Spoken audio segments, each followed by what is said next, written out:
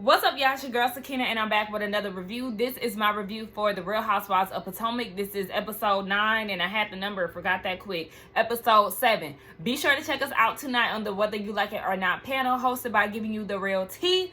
Check your community tab and all of that good stuff, and be around back to the YouTube streets at 8:30 Eastern Standard Time. So let's go ahead and get into this. Y'all had to hit y'all with a little something different today, because when I tell y'all have no idea how crazy I've been looking this past weekend. First of all, I've been working to the bone. I had to work this weekend, and Saturday was extremely rough. Yesterday was a little bit more relaxed, but I was still glued to my desk nonetheless. Work has just been a lot. They're changing our schedules, y'all. Let me vent real quick. They're changing our schedule. So I typically work 8 to 5 Monday through Friday at my corporate place of business. And they just let us know that we are switching gears come January. We're going to be doing shift bids. We have 5 shifts to choose from. We're now working along with the store operating hours. So 8 to 8 is going to be, the time frame between the shifts. So if you want to work 8 to 5, the only shift that's available to work 8 to 5 if you want to work Monday through Friday, the only available shift that's available to work is 11 a.m. to 8 p.m. That's the only way that you'll get weekends off. And then if you want to work 8 to 5, the only way that you'll be able to work that is if you work one of the weekends. So you have to work either on Saturday or you have to work on Sunday. What am I going to do, y'all? It's just like work has already been so chaotic these last couple months. And now they're shifting our entire way of life with these inconveniencing ass schedules. I don't know what to do at this point. I just feel like when stuff just hits me now, I just go numb. And at this point, this is just what I've come to, like numbness. I've been debating on if I want to, find another job within this period. I'm like, well, thank y'all for telling us at the end of the year. And this is nothing. They just sprung this upon us, but this is something that they've been brewing in the background, because I remember asking them that a few months ago in one of our meetings, and our leadership team was acting like they didn't know, that's that beating around the bush, and it's just like, okay, y'all saying a whole lot of nothing and a whole lot at the same time. Yeah. And so they told us this last week, and my whole team has just been in shambles, and we all just like, yeah, man, what we gonna do? Either we gonna have to put up or shut up, and move somewhere else. But it's like, I don't want to hurry up and try to find something, but I do also want to find something that is paying more money, because at the end of the day, I need more money, and they're not giving it to us. So yeah, I don't know, y'all. I've been looking how I feel lately, and so I had to give y'all a little something different to lift my spirits. My little cousin is in town, and she do hair. And so I'm like, okay, she didn't hit me up to let me know she in town. I'm like, how long are you staying? With these Gen Z kids, texting and communicating with them is just a hard thing to do. And so at that point, I just always, when it comes down to my little brother, when it comes down to my little cousins, look, how about y'all just call me when y'all ready to talk, okay? I live in y'all world. You just hit me up when you free. I'm like, girl, what did you reach out to me for? Only for you not to respond. She probably here for like a hair show or something like that. So she might be, or a class, she might be actually busy. But it's like, girl, get unbusy, because I'm trying to see if you can do my hair. Anywho, let's go ahead and get into this review, y'all. It opens up with Stacy and TJ down at her crash pad, and he's giving her compliments about the space and all of that. And so to leave their mark on this new territory of hers, they do a sip and paint type of thing, but without the wine, because TJ don't drink, he don't smoke, he don't have sex. And speaking of that, they talk about that. She's flirting with him, and she was like, okay, so if I win, what am I gonna get? I'm like, Stacey, why? Wrong road. Why do you keep doing this to yourself? So he says, I want to run 2 laps with you. Girl, that's the only thing y'all do is work out. Girl, okay, so that's your prize. And if he wins, then she gets him a spa day. And then he was like, okay. And so she's like, hello, TJ, like, I'm flirting with you. But I mean, Stacey, you need to work on flirting, girl, because that's not flirting with somebody. But he could have gave it more energy for sure. I just can't. Again, he reiterates that he's not having sex with her. We already know that. So, girl, stop asking. She's been celibate with him for over a year and a half. Girl, you're scratching, okay? You're itching for a fix. And this is why we're promoting this. Okay, so somebody in my comments felt like, hey, shout out to you. I forgot who it was. But they said last week that it's a double standard had it been a man being so pushy about a woman. And, you know, when it would have been like an issue, like, oh, why he can't wait and blah, blah, blah. The thing is, it's all in the way, or they would be mad if TJ was pushing up on Stacey and she was a devout Christian. That's what the argument was, or the comment was. And for me, it's all in the way that TJ interacts with her. He acts as if he's not attracted to her at all. There's no chemistry. There's no nothing. Watching them in this sipping paint was literally like watching paint dry. There's no spark there. There's nothing between them that is making you want to even watch them interact. There's no type of like lust or like, you know, something that would be like, okay, I see it. Like, ooh, baby, I know it's hard for y'all not to touch each other. Like, it's giving friendship. That's what it's giving. And because he is so, like, not even wanting to cuddle with her, not showing her any affection, not flirting with her, because it doesn't always have to be physical. No type of, like, verbal flirtation, no nothing. It's like, ugh. So then they talk about her. So that's the reason why I'm like, girl, explore your options, especially because you have not signed or, you know, officially divorced. Explore other options and date around before you bet it all on him, because he's not even giving you the time of day, to be honest. So then they talk about her divorce, and she said that they have a few appointments set up to where they're going to talk about what each other are going to take, and then they're going to file for divorce, and then that'll be that. And she can't wait because she wants to prioritize this relationship between her and TJ. Girl, prioritize yourself. Okay, you just got out of a serious relationship. No telling how long her and her husband have been, you know, mentally separated and everything like that. But pour into yourself, and like I said, date other people, date around, girl, because this is not it, girl. This should not be your forever stop. So then we move on to Ashley's house, and she has a little outside setup for Giselle and Karen to come over. It was actually nice, and Ashley's hair looked really good. Maybe she should keep that up. But yeah, they're trying to figure out what's going on with Karen because she has a court case next week. Giselle is asking, is it a trial? Is it, like, what is it? Karen says she can't talk about it. I mean, you can't tell them if it's trial or just like a hearing or something. You can't. Mediation. I'm sure you can just say what type of meeting or whatever, you know, whatever it is, and not go into detail. But, you know, that's just going to be her running excuse. They haven't seen her since North Carolina, so they're just trying to check in. And she said she was really disappointed in Mia, because she was like, girl, you and Jacqueline sat there and lied and said that I came to y'all about needing rehab for alcoholism, and I never said anything like that. And Mia, how dare you, when you are the one who had an opioid addiction,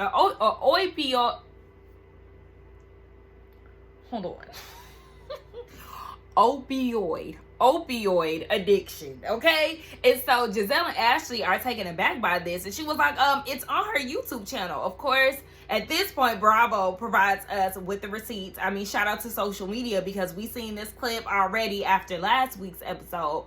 But yeah, she was on local news, and she was saying that she had struggled with opioid addiction at a young age, and that's she sought out holistic practices, and that's how she got into, you know, the joint chiropractic. Like, I don't really know how she got in. I don't know. Does that help and aid in addiction? I'm really confused. I don't know.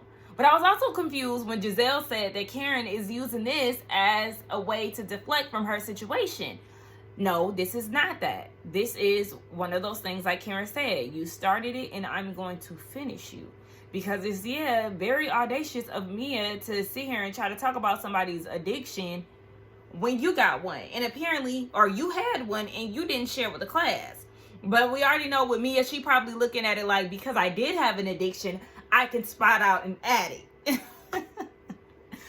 I don't know, but I didn't feel like Karen was deflecting in this moment. She just simply brought up what was told to her. And so, I don't know. Karen looked really cute. I loved her dress. Absolutely loved her dress. Now, her edges was looking a little crunchy. I said, girl, I don't know what kind of glue. But yeah, whatever type of edge control or whatever they use. But girl, it was giving crunch.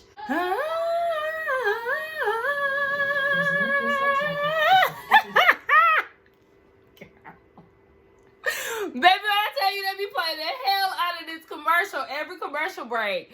And my mom be getting pissed because I'll start singing it. But it's like, you know how commercials do. When they play something over and over again, it get in your head. Y'all going to see Wicked? My mom want to go. Maybe we can go next weekend. But, child, I mean, I'm intrigued at this point. We move on to the beautiful Osefo family. When I tell you, just moisturized, just buttery, glistening, dark skin. Honey, I love it. I love it. I love it. 2 of her babies graduated. Wendy's babies. Cameron, oh my gosh, remember we got introduced to her as a baby. Miss Ma'am has graduated pre-K and she don't know how to act, okay? She don't even want Wendy to, walk her across the street, baby. She got this. And then her oldest son, he graduated from elementary, so he's moving on to middle school. And she was like, she had just been crying, and her baby boy was like, stop crying. Then they got into Wendy throwing this party. I don't know if it's in celebration of her 40th or continuation of that because she wasn't around her family, but she's throwing a white party and she's excited about that. And so her mom was like, well, that's probably why you ain't giving me my allowance. And so Wendy sent her mama $500 right then and there at the table. Like, girl, that's all you care about. And she said in the Nigerian culture, it is that your parents raise you, and then once you get older, it's your turn to take care of them. In which that's just the way of life, period. Once your parents get older, then they essentially become the baby, and you start taking care of them and things of that sort. So, it's just the way it is. And mama, she is a diva, okay? She want her allowance. Remember, she wanted them to get her cosmetic surgery done. Baby, it's her world, and they living in it. So they talk about Eddie's family and how his parents are not going to attend the party, and that it's actually going to be his siblings showing up instead. And so I might have got this a little confused, but her mom was saying that she doesn't trust those people. I don't know if she was talking about like his parents, because that's where my mind went to when she said that. She said she doesn't trust those people. You basically don't have anybody to watch your kids for 4 hours. Like, we in the U.S., baby, hire a babysitter and come to this party. Does Eddie have younger siblings? Like, I just need to know some clarification. And is his older siblings coming to the party and then the other? I don't know. If y'all got what was being said, please explain in the comments. But yeah, Eddie's excited to see his siblings there. Wendy is hopeful that his parents will come, and if they do come, that it's a peaceful situation, because they've missed out on so much. They still haven't met their children. They did not show up for Eddie's graduation when he graduated from law school. Their wedding, these major milestones, and you would have thought that Wendy was some type of I don't really understand why y'all going so hard with this beef and not showing up to y'all son's major events. Because from what I see a beautiful family. So it's like, what's really going on? Like, I want to hear their perspective. Why have y'all been missing out all these years on something that seems so precious? I just want to give another shout out to Miss Cameron, because my eyes were just focused on her. She's so beautiful, such a gorgeous little girl. The whole family, like I said, is just stunning as hell. And I know some people don't like Wendy's family scenes, but I enjoyed them 100%. I love the way that they are with their kids. They seem like a really relaxed, fun, yet serious family. Because Wendy was like, okay, I need y'all, when y'all get to college, master's degrees. That's what I require out of y'all. Like, make it happen. But then she also kind of gave them an option. My TV started messing up, so I really couldn't hear what she was saying. But her mom was like, you giving them an option? No. You get the degree, okay? And she started, She started saying the prayer or whatever, child. She said, Holy Ghost fire. Look, y'all don't get too carried away with that, audience. Okay, let her say her prayer over her grandkids. She just want the money to come in so they too can give her an allowance. Mama is after the bag. Ashley's mom comes over, and her mom, she did say in the scene earlier with Giselle and Karen that her mom has a blockage in her heart, and so she has a heart disease and all this stuff. So she's trying to get her mom on the right track. But they talk about that, and then they touch on that divorce.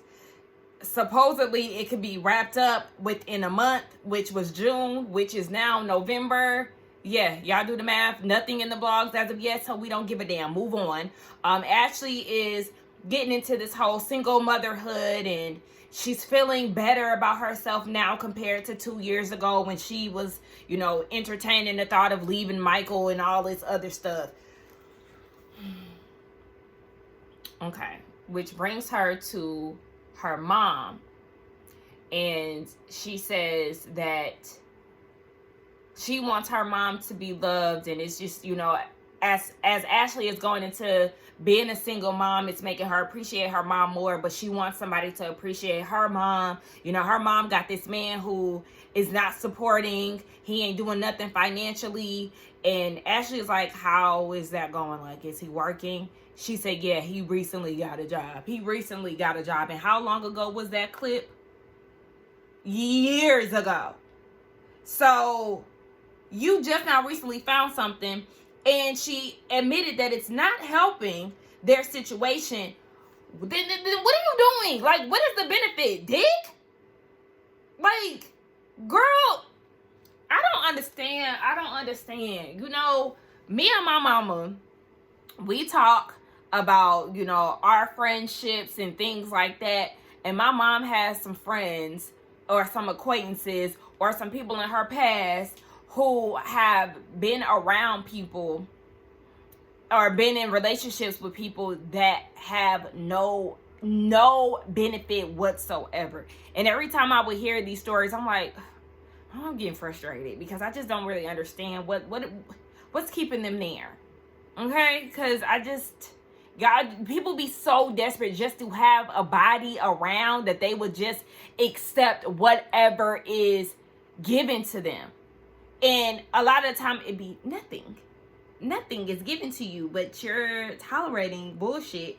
We can literally do that all by yourself. Sheila, I'm sure that you can take care of the bills and everything else wherever you live at by your goddamn self. Girl, please get some confidence,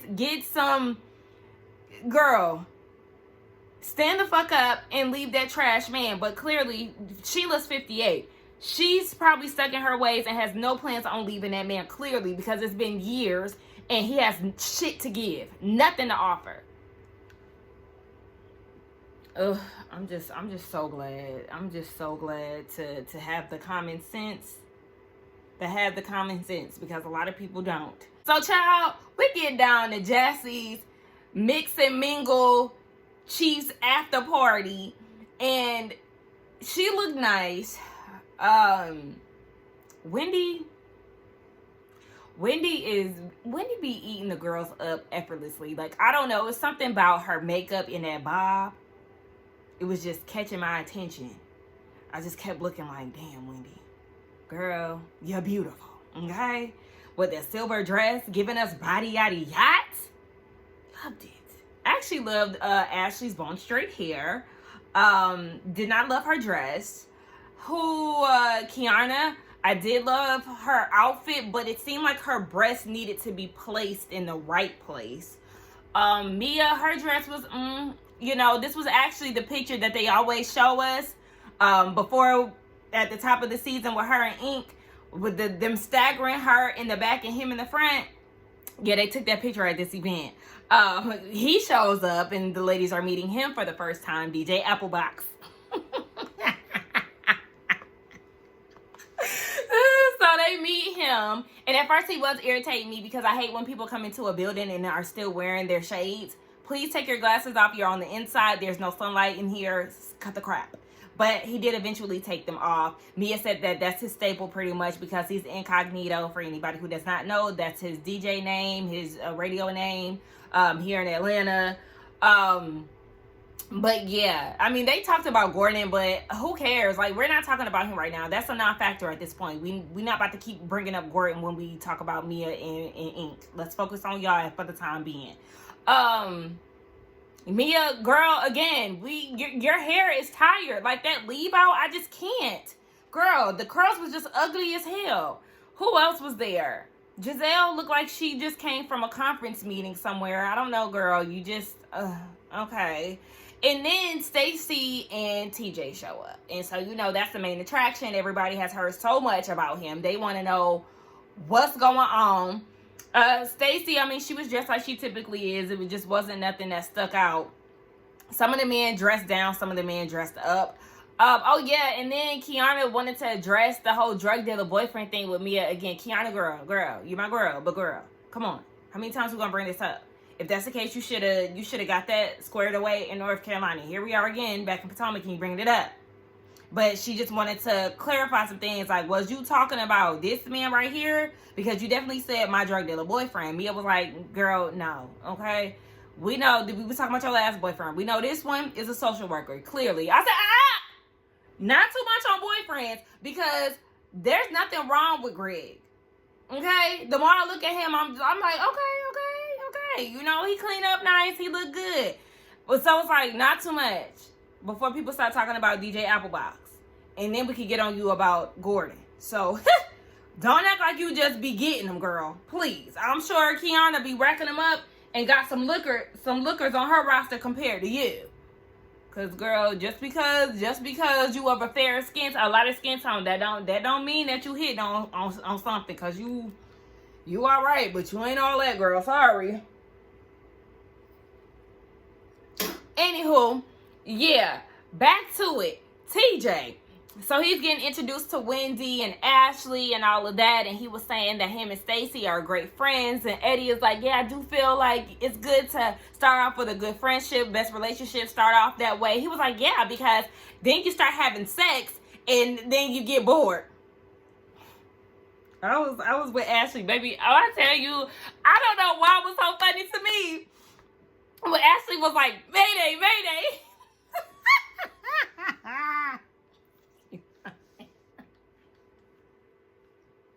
Mayday, Mayday. CJ, cut it out. You again, this is why I say, girl, find some penis elsewhere. Date around, because this man is not sexually attracted to you or anything of the sort. Even Wendy was like, yeah, when I seen him, I knew that man was not having sex. Oh, yeah, y'all. Another thing I forgot to mention, in the scene with TJ and Stacey earlier on in the episode, he was like, a lot of people, I mean, they're all laughing about, you know, having sex or not having sex. And this is our relationship with God or something like that. They're making jokes about us, but in fact, they're laughing about God. Like, I said, that did not land the way that you thought it was. And I probably related all wrong. But when he said that they was making fun of God, I'm like, I thought he was going to say something along the lines of, yeah, they're laughing at us, but in fact, they should be laughing at themselves for not honoring God. There's, you know, something like that. TJ, what you thought you did was not the hit that you thought it was gonna be. Again, like Ashley said, bitch, Mayday, Mayday. Jossie's man shows up. We finally see him. He got one of his teammates with him. I said, now, I thought it was gonna be a lot of single men in here. I only see one. I mean, he is attractive. He had his African garb on. I said, okay, where are you from? But at the same time, I kind of felt like they gathered around him and she was like, Jossie was like, are you single? He was like, yes. She said, okay, because I got a few, you know, like a few single ladies in here. Like, fishing. I don't like that. Just let stuff happen organically. Anyway, they get to know Darius, Jossie's man, a little bit. And You know, he was talking about how being at the White House, it was cool, talking to Biden. He said the food was better than last year, you know, a little chuckle and whatnot. And then Jossie gave a speech, what's for you was, what's meant for you was for you, or something like that. It's like, was that a dig? What do you mean by that? Because you in this little messy relationship between you and this man. Okay, you talking about him? What's for you is him? Oh, okay, because he was so loud. I know that's right. Y'all messy. But anyway, the ladies gather around. Mia sees Karen, whose court date is in 4 days, and she was like, yeah, Giselle told me about you talking. Let's go talk. So they go and talk, and she was like, yeah, Giselle told me that you said I was in rehab. And Karen was like, yeah, I said that. And Mia cleared it up and said that it's actually her being hospitalized, which she did say in the clip. She was hospitalized because of her opioid addiction, and it was right after she gave birth to her son. He had something happened where she had to be on medication, and that's how she got addicted. She wanted to get off of it, so that's how she ended up going to the chiropractor. It alleviates your pain, and so that's how she was able to get off of the pills. Okay. And so Karen said, well, I mean, you can't be mad if I just assume because you had an addiction that you went to rehab. So basically, Karen knew she was being messy, and she just made some shit up. She said, you made some shit up about me, I made some shit up about you. Okay, tit for tat. Oh, you don't like it? Okay, well, stop making shit up about me. She said, I'm going to apologize to you, but just know, if you go low, I'm going to go low too, and I'm going to get your ass again. I said, okay, fair enough. Because one thing we know about Mia, she definitely would do it again. So you definitely got to stay on your toes with that one.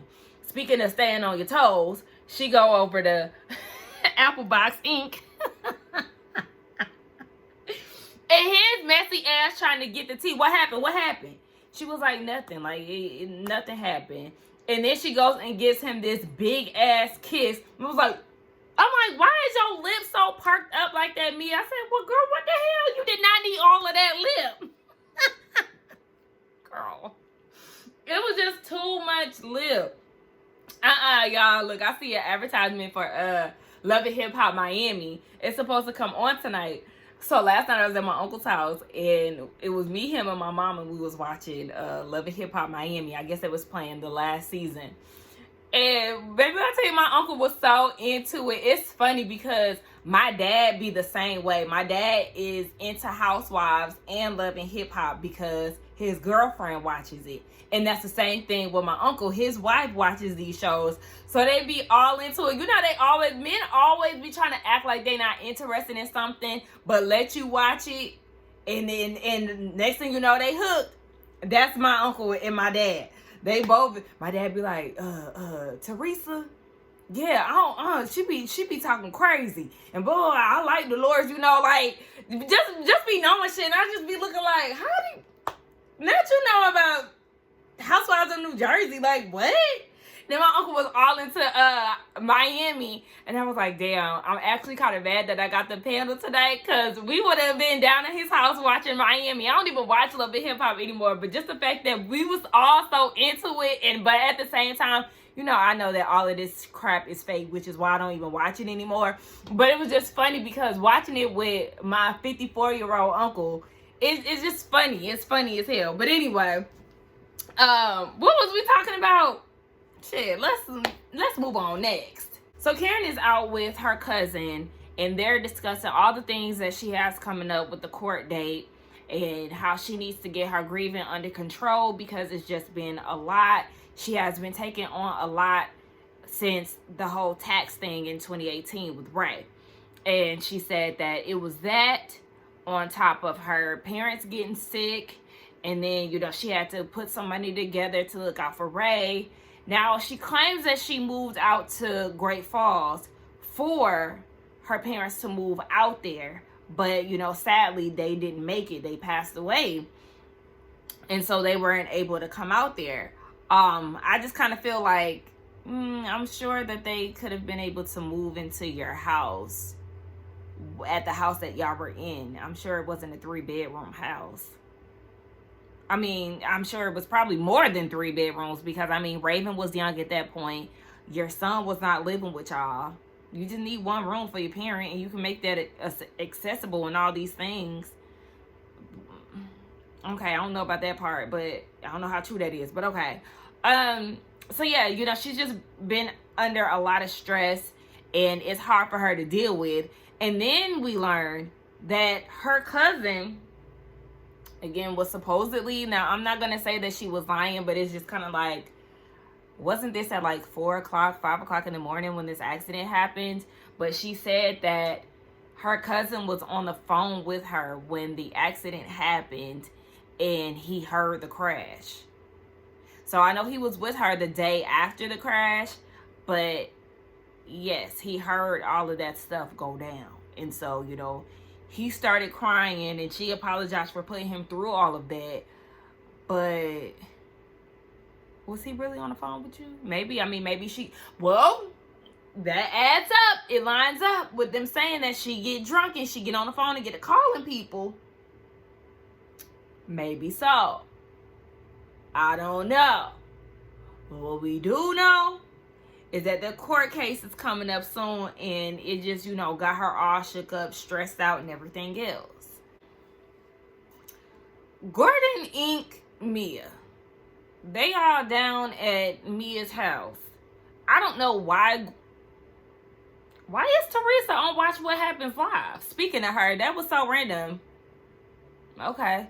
But I don't understand why Gordon, and I said speaking of her because I mentioned her earlier in the last clip, but I don't understand why Gordon is there. Like, for what? Because he said that he's not going to film with them, I guess, for entertainment. Like, this is their real life. This ain't no entertainment BS. This ain't no Love and Hip Hop ish. So he was like, you know, when it's y'all, me, y'all, and the kids off camera, like, we can be cordial and everything else, but if the kids ain't involved and y'all want me to be on camera, cut it. Like, I ain't doing nothing to support this relationship. And Ink is like, I mean, I don't have no problem with you, like, we cool. And that's when Gordon was like, yeah, I'm not supporting this. But it's like, it's gonna be what it's gonna be, Gordon. Like, I don't know what you expect out of this situation. It's literally the famous phrase, you lose them how you get them. There was some crossover and some mixings while you were still married. And so, yes, Mia left you once you went broke. And so she's left you with for somebody new. The only thing is, yes, y'all have young children, so you're going to have to be around. And this is what it is. Now, it's a lot. I feel like things should definitely be handled differently with the kids' involvement and stuff. They seem pretty comfortable with Ink, but it's still a lot for the kids to adjust to. But that's their situation to figure out. Mia, she already done introduced the kids to this man, so at this point it just is what it is. But it's like, Gordon said he ain't having a child, but at the same time, you gonna have to roll with it regardless. So Mia's like, I mean, you should get to know the person who's around your kids. Like, me and you be doing this co-parenting thing. And Gordon was like, he don't need to be a part of that. And he said, when I look at Gordon, when I look at Ink, I already know what type of person he is. I look at him as the adulterer who was dealing with my wife and basically trying to separate them. I said, oh, I'm sure your wife thinks the same thing about Mia. So what's next? See, now, Gordon, and that's why I'm side-eyeing you, because under one breath, you're talking about you ain't gonna do this on the camera, but here you are doing it on the camera. Because he's like, you had an affair with my wife at least 2 times. Shortly after we got married, you had an affair with her to where she had got pregnant and had an abortion. Well, Ink said, baby, this is news to me. And Mia was like, yeah, stop. So it sounds like it might be some truth to it, and Mia probably didn't want that to be blasted on camera. But I mean, at this point, you might as well. So then Gordon brings up the paternity of Jeremiah. Like, either you gonna do this or you not, Gordon, because you damn sure doing it. You're fully engulfed at this point. So Ink was like, yeah, I do, and I told you that. So at this point, it's making me feel like, well, what is y'all relationship? Like, if y'all are saying that y'all are cordial off camera, then why is there so much hostility and animosity on camera when the cameras is rolling? Like, make this make sense. Like, how are y'all being cordial if that's the case? Because y'all can't be saving all of this anger, which is clearly, you know, being displayed. Gordon, I don't think he's acting. You're holding this anger until the cameras go up. Like, this is the thing that always makes me question reality TV. You angry on camera, but you cool off of camera? I don't know. And then I don't really understand why Gordon is asking, were they having an affair in the midst of the relationship, like in the midst of the marriage? Duh, you know that. You know that. You said last season that your kids seen Mia and Mr. Ink in the bed. You also said because you have prostate cancer that she can go and get hers as long as she's not messy with it. So why are you so surprised about the said affair when it seemed like it was already greenlit? What are we talking about? On top of this new abortion he just told us about. We're asking questions that were already answered, and it's becoming redundant. Like, at this point, stop shooting scenes with them because it's just going to give more of the same. And see, again, y'all sitting here playing in our face. At this point, Gordon leaves, and Mia was like, she was basically trying to help him out with his mental issues as much as she can. But she also was looking like she wanted to laugh a few times within their interaction. Like, I really... Okay, again, bringing up his mental illness. I mean, I'm sure that was a factor. Like I said, I've dealt with, you know, family members and things and experienced mental health firsthand. And so, like, I understand that that's definitely a lot to deal with. So I'm not trying to water down her experience with him when he's having episodes and stuff. But it's just like, it seems like that's the reason why, or she's like using that as the reason why she left. And it's like, no, just like Ink said, baby, your time expired, which is why she moved on to the next. The water was dry, the bank empty. So, okay. At that point, he leaves, and she was like, I'm sorry, Ink, that you had to go through that. Like, and he's like, yeah, I mean, there's kids in the back room. They shouldn't be exposed to all of that profanity. Y'all can stop all of this. The kids, for the kids, get sheltering the kids. Mia, you're full of shit. You did not shelter those kids. If that's the case, how did they see you in the bed with him years ago? And then they think that he's your best friend? But yet y'all are going to Airbnbs to get away from his dad, and y'all are doing Thanksgivings and everything else together and going out of town together and all these things. That's why I'm like, none of this is making sense. None of this is making sense to me. Like, and I'm sure it doesn't make sense to a lot of us. Stop showing this shit on our TV screen. No, none of this is making sense. None of it is adding up. Like, girl, what is this? This is why I try to shelter the kids as much, because they don't need to know what's going on. Mia, shut up. You're lying. You're full of shit, and this is a goddamn mess. There's no way that you're sheltering your kids. If you were sheltering your kids in the midst of all the stuff that you're going through with your dad, Ink wouldn't be in the fucking picture. They wouldn't even know who the hell he is. Girl, get your ass out of here. Y'all are doing all these stunts and shows to secure your contract. Girl, and I'm sick and tired. Anyway, y'all, that was the end of the episode. Let me know what y'all thought about it. Let's get down in the comments to talk. Be sure again to check us out for the Whether You Like It or Not panel, hosted by Giving You the Real Tea, later on tonight at 8:30 Eastern Standard Time. Don't forget to like, comment, and subscribe to my channel. Oh yeah, I'm also on BlueSky. Okay, I know that's a new thing. We leaving Twitter and going over to BlueSky. Make sure that y'all follow me on there as well. And yeah, I'll see y'all in the next one. Bye.